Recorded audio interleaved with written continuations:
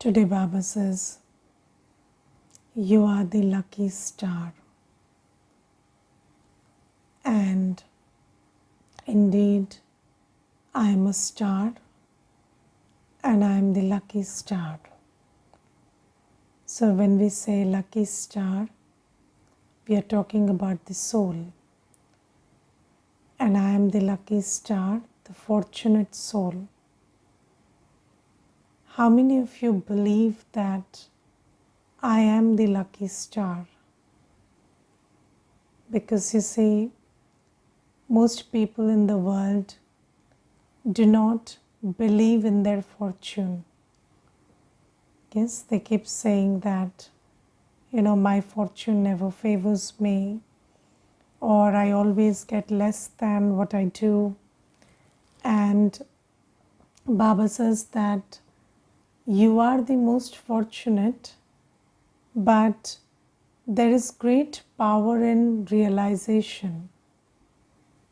You may be the most fortunate, but if you don't realize, then you will lead the life of a misfortunate. And how do I know that I am a lucky star?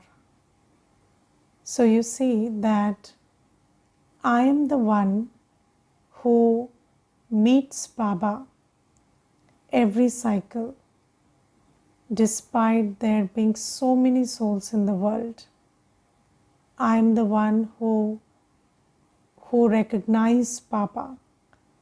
I am the one who meets Baba and then recognizes Baba. So if this is my part now, then Baba has given us the Swadarsan Chakra, that somebody who becomes a Brahmin in Sangam Yuga. So what is the journey of a Brahmin?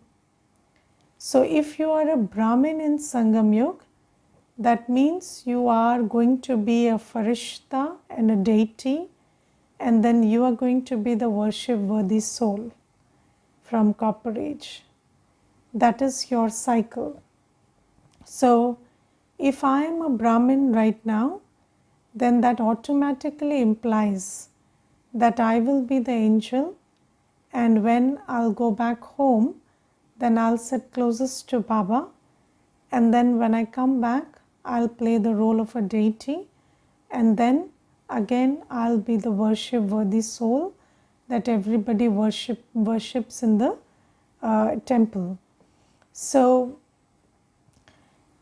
I must have this knowledge, because you see that when somebody is anything, you need knowledge for that. So let's say somebody has some speciality. Let's say somebody can sing, but they don't know that they are good at singing. Then can they create their fortune out of that skill that they have? No. So that's why it's very important to be very aware of your fortune. So Baba says, you are the one who meets me every cycle. You are the one who recognizes me. Yes, and then Baba says that there are three kinds of fortune. So you see, there are those who recognize Baba and then do everything that Baba says, and they become Sato Pradhan. And then there are those who recognize Baba but do less than the ones who become Sato Pradhan, and they become Sato. And so that's why Baba says that, so you see, Baba says that you can either become Sato Pradhan, or you can become Sato, or you can become, Rajo also. So Baba says that it depends on your effort now. So I am fortunate definitely, because I have come to Baba, I have recognized Baba. But then now, how fortunate am I? If you want to figure that out, then you have to see your effort. And if you are making your Sangam Yugi effort just like the way Baba tells you to, then you are the most fortunate. So Baba says there are two things. I am a lucky star, and then I am also claiming my fortune by making effort. So both these things are true. So A, you have to stay in the Swaman, that I am lucky, and B, you have to also be watchful of the effort you are making or not making. Because if you're not making effort, then how will you create your fortune? So you see, this is a very interesting thing that Baba says, that we are the ones who have a fortune and we also create that fortune. So because we have a fortune, we come to Baba, who is the creator of fortune. And it is our fortune that brings us to the creator of fortune, and it is our effort that we make after recognizing Baba that makes us claim our fortune. So both the things are important, recognizing that I have a great fortune and then making the effort to claim that fortune. And Baba says there are quality of effort also. So Baba says there is intense effort that you must make, and that intense effort, so you see Shiv Baba always says that you make effort. So what is the effort? First effort is to be bodiless and forget the bodily religions, forget the bodily relations, and then consider yourself to be a soul. This is the first effort that we have to make. Now you see, the body has a lot of, with the body there comes a baggage of a lot of practices and a lot of religion associated with it. So you see, it's not just that you have Hindu Dharma and Islam and Christianity and Sikhism, but you also have Stri Dharma, Purushka Dharma, the Dharma of parents, the Dharma of children, the Dharma of the occupation that you are in. So Baba says those are all your bodily religions. Now you have to understand that your first religion is the religion of the soul. And what is the religion of the soul? The religion of the soul is peace and purity. So you see that there are many things told to us as our dharma. Yes, do you get it? So we are conditioned to believe that this is my dharma as a married person, this is my dharma as a, as a Hindu or a Muslim, or this is my dharma as a person belonging to a certain country. So they say desh ke prati dharma. So your dharma towards your country. So Baba says all those things that are told to you, they are about the bodily dharma.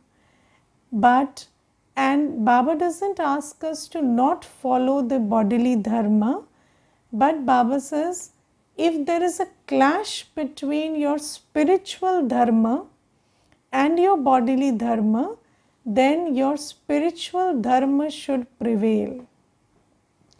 Yes, so let's say, if you are taught that as a woman or as a man in a married relationship, your dharma is to suffice the hunger for lust of the other, then Baba says that is against your swadharma of purity. So Baba says in those cases we have to be very clear that I have to maintain my spiritual dharma and not let it clash with the bodily dharma. And in that case you have to just not pay any attention to the bodily dharma, and you don't have to create a struggle within you, because lust, anger, ego, attachment, greed are against my spiritual dharma, and I am a soul in a body. It's not the other way around. So the bodily dharma comes later. It is my spiritual dharma which has to first be adhered to. Because if I, the soul, am not in my swadharma, then I am not powerful enough to carry out any dharma. So Baba says, now how do you turn these tables around? Because right now it's all about bodily relations, it's all about bodily religion.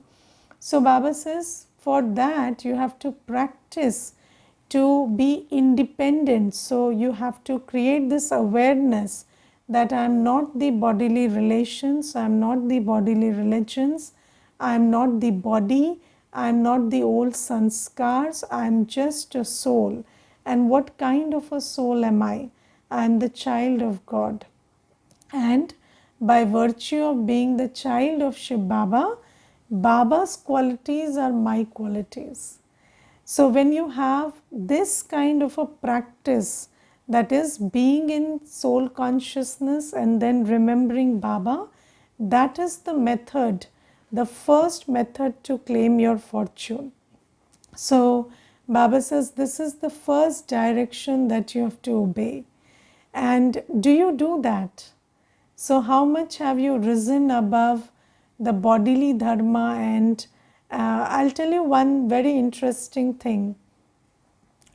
There is a Mata and she said that, Didi, ever since I was a child, I was always told that when you have a guest at home, then that guest has to be, that guest has to be satisfied.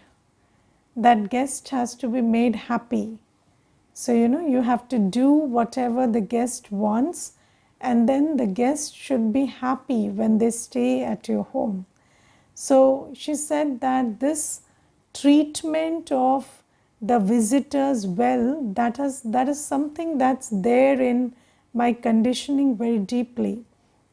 Now, when my friends and relatives visit, they want non-vegetarian food, and then I don't, now there is no cooking in the kitchen, or we don't eat any of this stuff anymore.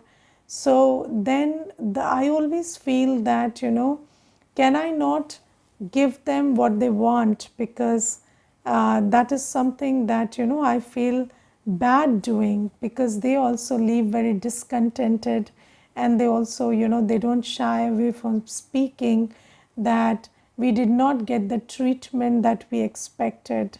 So it hurts me a lot sometimes. So you see that this thing that Mata learnt, this she learnt in this body. So, it's a body, it's something, it's a practice, it's a conditioning that came with this body. And Baba says that now who is your first guest? Your first guest is Baba. Yes, so when Baba is sitting at home, can you cook something that he doesn't approve of? And those other guests come later.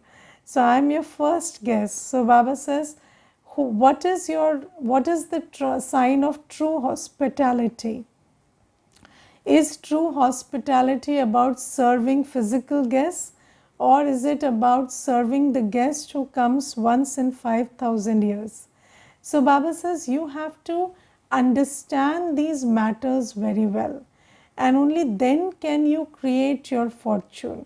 If you have the pull of bodily religions and bodily relations, now you see the bodily relations that we have, they are all vicious, and every person that we say we have a relationship with, they are vicious, and what they expect from us. And you see, vicious relationships are not selfless.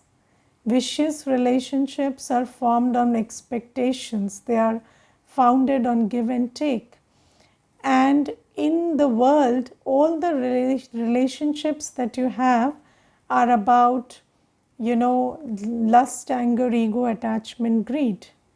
Yes, and if you don't feed the lust, anger, ego, attachment, greed of any person, then you will slowly, gradually feel that you have only relations with the alaukic family. And Lokik family you can't have relationships with, because they are all founded on lust, anger, ego, attachment, greed. And I remember there were two children. They were in standard 9th and 10th, and their parents were in Gyan. And when they came to the center, their parents brought them to the center on one occasion, and they said that we don't like our parents after they came into Gyan. So I said, why don't you like them? So they said, earlier, whenever I used to ask my father for money, he would give me money. He would never ask, what do you need the money for? But after he came into Gyan, he asked me, what is the money for? And you see, as a 16-year-old, as a 15-year-old, the expenses that you do, they don't, my parents are not okay with it. And then they stop me, and I don't like it. So you see that if there is, and I asked that both those children, do you think that there is any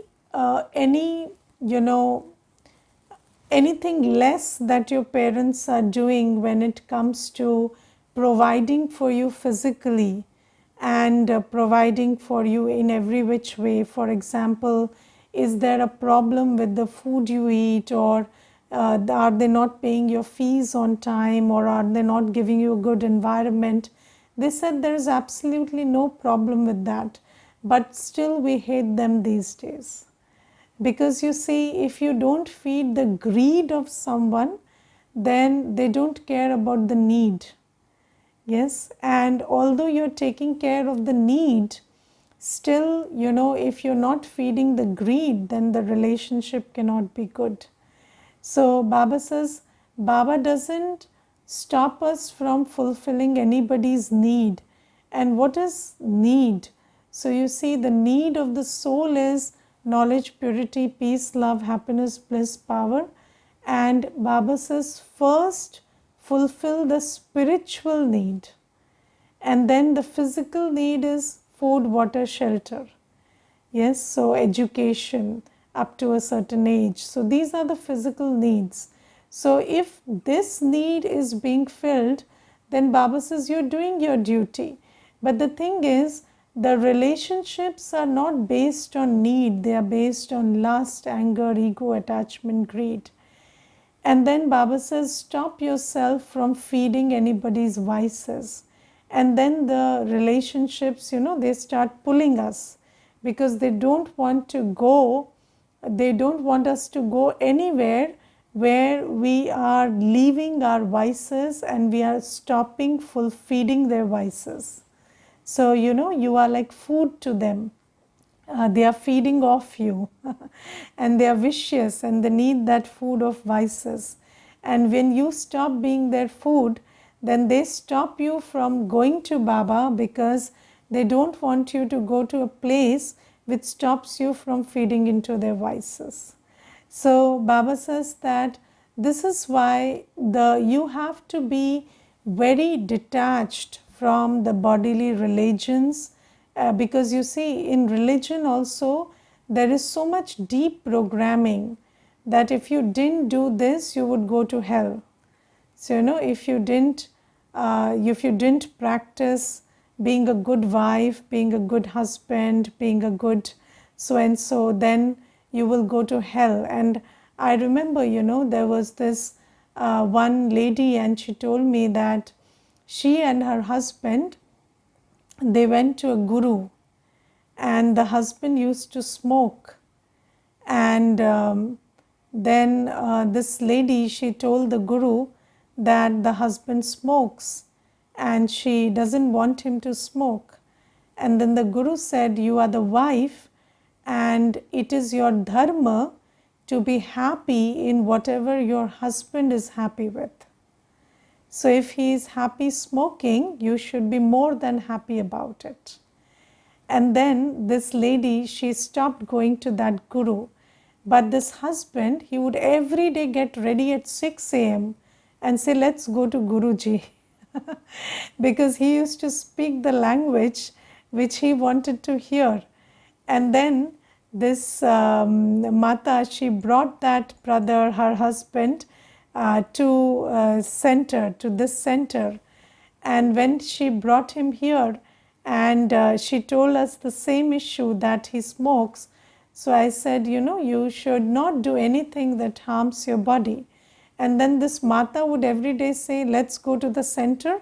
And the husband would say, no, we'll go to that Guruji, we'll not go to the center. Because you see that these are the kind of things that are told to us, that it is your dharma to keep the spouse happy. Now, Baba doesn't say don't keep anybody. Baba says not only the spouse, keep everybody happy. But don't cross your line of maryada. So Baba says don't encourage anybody's vicious behavior, and don't feed anybody's vices through your actions. So Baba says this is why there is a lot of difference between what the bodily religions tell you and what the bodily relations expect of you. And if you don't detach yourselves from them, because you see, if you have a lot of wife consciousness, yes, and then you have this consciousness that the dharma of a wife is to keep the husband happy, then how can you follow the dictates of Baba, which is to be celibate and pure? Because the vicious husband will not be happy if you follow a celibate lifestyle. So Baba says that is why, in order to claim your fortune, the first thing you have to do is detach from your bodily religions, bodily relations, and realize that I am a soul and my only religion is purity, and all my relations are with Baba. And my first and foremost duty is to do that which my Baba wants me to do. So when you do that, then you are in remembrance of Baba. And then Baba says the second thing you do is rotate the Swadarsan Chakra. Because Baba says that every soul has to remember their, so you see that our forms, our elevated forms, how we were in the soul world, how we were in the deity world, how worship worthy I was. I have to remember that, because that is how I remember my elevated stage. So it is said Swadarshan se Swasthiti. So the more you rotate the Swadarshan Chakra in your buddhi, it elevates your stage. So Baba says that is also the practice to become fortunate. And then Baba says you also have to, in order to make intense effort, what do you have to do? You have to follow Brahma Baba. Yes, so one is ordinary effort. An ordinary effort will make you claim an ordinary fortune. But if you want to make your fortune like Brahma Baba, then you have to follow Brahma Baba. Now, why do we have to follow Brahma Baba? Because Brahma Baba becomes the most fortunate. Yes, so Brahma Baba becomes the number one. So if I want to be fortunate like Brahma Baba, then I have to follow Brahma Baba in my actions. And what does it mean when Baba says follow Brahma Baba or follow Father? So do you know what Brahma Baba did that made him claim the number one position? Because if you don't know that, how can you follow that? So the first thing Brahma Baba did was renounce completely. Brahma Baba renounced completely. Brahma Baba, do you understand that when Baba says that you have to renounce your body, mind and wealth and relationships. So, tan, man, dhan and sambandh, all the four, Baba renounced 100%. Yes, just think about the renunciation that Baba did. So, how old was Brahma Baba when Shiv Baba entered? 60. And in that age, people take retirement. But Brahma Baba did everything through this physical body also.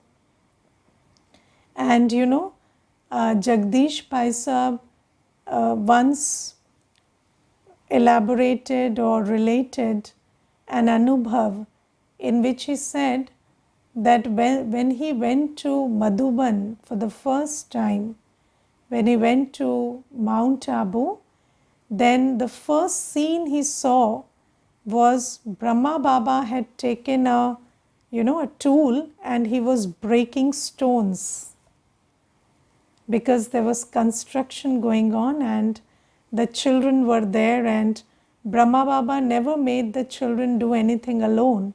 So he was also breaking stones, and then he had this visual that it's the creator of the new world who is also physically creating the new world by breaking stones.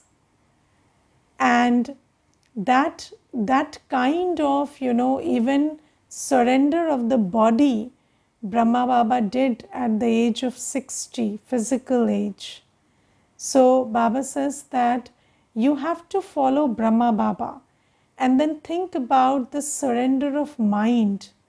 So Brahma Baba was a constant yogi.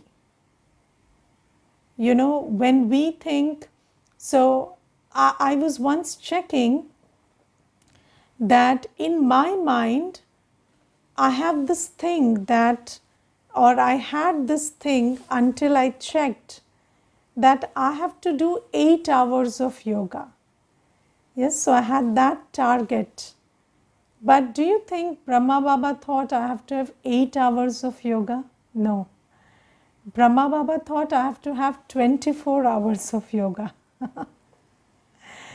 So he was always making effort for yoga. He never thought that, this is one time when I cannot be in yoga. And Brahma Baba surrendered his mind completely. Brahma Baba surrendered his mind so much that even when he slipped remembering Baba while he was taking meals for 5 minutes, he would speak about it in the Murli. And he would say that I made effort and I forgot Baba. And when we read those Murlis, we think that even Baba is forgetting Baba. But what is Baba talking about? Baba is not saying that he forgot Baba for the whole day or for 1 hour. He is talking about those 5 minutes because he has this feeling that for 5 whole minutes he didn't remember Baba, or for 1 whole minute he didn't remember Baba. So that is the kind of surrender of mind Brahma Baba had. And think about the surrender of wealth. Brahma Baba gave everything that he had in the yajna.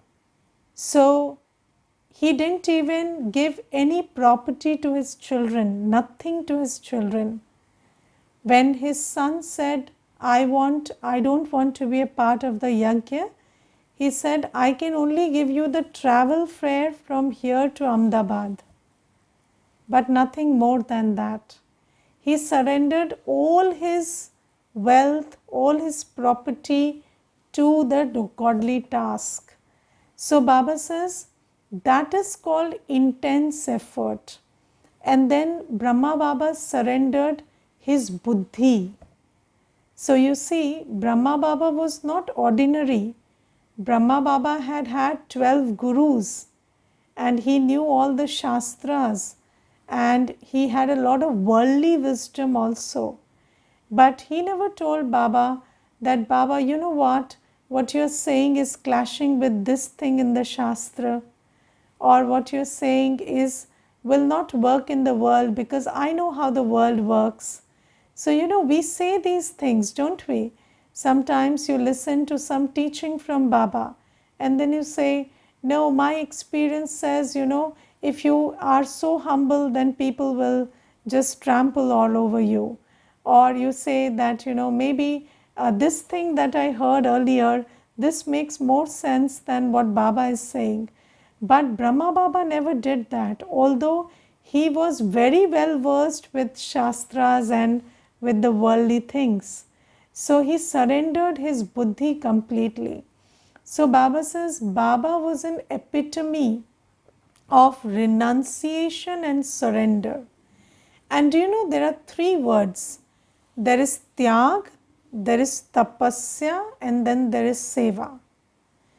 So if you don't do the first thing, if you don't surrender your buddhi, so if you don't surrender your buddhi, you don't surrender your ego. Because ego is thinking that what I know is more than what Baba is saying. So that is ego, I know more than Baba. And I know, I think, I know, maybe what Baba is saying is right, but for my life, I know better. So, when Baba says surrender completely, then you say, but my conditions are not like that. Then that means what? You are saying you know better than Baba. Because Baba is saying this is possible and this is the only way. But you say, no, I'll not do that, I'll do this. Or Baba says, you can and must become pure. And then you say, no, it's very difficult to become pure. So Baba says that this complete surrender, complete renunciation comes first. Without that, you cannot do tapasya, because when you have ego, your buddhi yoga is with your ego. When you are on somebody else's directions, your buddhi yoga is with that one. And you cannot have complete buddhi yoga with Baba without having complete renunciation and surrender. So if you want to follow Brahma Baba, you have to first, and Baba says, follow him accurately. And what does follow him accurately mean? So first you have to have complete renunciation. And when you have complete renunciation, then you can be in complete tapasya. Because only when you have given everything to Baba, you've surrendered completely, can you have complete yoga with Baba. Because if you have not surrendered everything to Baba, you cannot have complete yoga with Baba. So just think about Brahma Baba's level of renunciation and surrender. And then how Brahma Baba was a constant tapasvi. And then constant sevadhari. And you see, the foundation for world seva, the foundation for being a world benefactor is having an unlimited intellect. Yes, so if your intellect is limited, if you're caught up in I and mine, then you can't serve the world. You can only serve that which you call I and mine. But when you have this tapasya, when you remember Baba, then Baba is in the unlimited. And you also start realizing that I am Baba's child and I am for the unlimited. And I am a soul and every soul is my brother's soul and I need to benefit every soul.